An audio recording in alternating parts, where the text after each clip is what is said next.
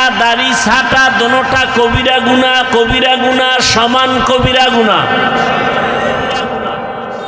যারা দাড়ি কাটে যারা দাড়ি ছাঁটে 24টা ঘন্টা তাদের কবিরা গুনাহ মোনাজাত দিলে কবুল হবে না। কেন তুমি দাড়ি কেটেছো? বলবে আমার চাকরি ঠিক রাখার জন্য।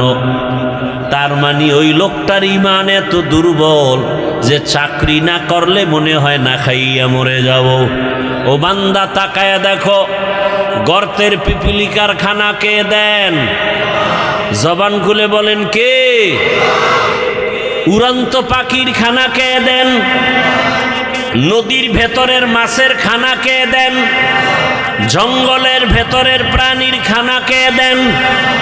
ওরা দামি নাকি আমরা মানুষ দামি? ওরা দামি না আমরা? তাহলে আমাদেরকে তো আল্লাহ খানা আরো আরামে দিবেন, অথচ আমরা কেন খাই জীবনের জন্য পাগল হয়ে গেলাম? আমাদের খানা তো বালিশের কাছে আসবে, কিন্তু না, আমরা খানার জন্য কষ্ট পাই, মামলা হামলার শিকার হই, একমাত্র কারণ আমরা আল্লাহর গোলাম হতে পারি নাই, মুসলমান নামে করি গাদ্দারি। কি কোরআনের মাহফিল হবে, এখানে হিন্দুরা বাধা দিছে? বাধা দেয় কারা? মুসলমান।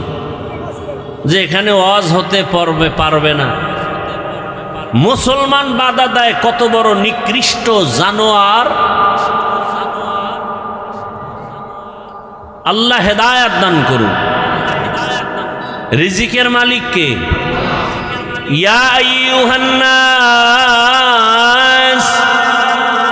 আনতুমুল ফুকারাউ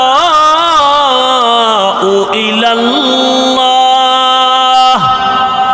ওয়াল্লাহু হুয়াল গানিয়্যুল হামিদ।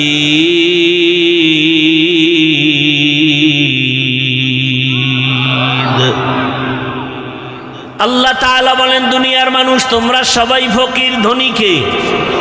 আল্লাহ বলেন, আমি শুধু ধনী না, প্রশংসিত ধনী। দুনিয়ার সব টাকাওয়ালারা প্রশংসিত টাকাওয়ালা না, ধনী না। 5 টাকা দান করলে 10 টাকার ধমক দেয়, দান করে আবার খোঁটা দেয়, আছে না নাই? আল্লাহ বলেন, আমি যারে যা দরকার তার থেকে বেশি দেই। দুনিয়ার ধনীদের কাটা দাড়ি ছাটা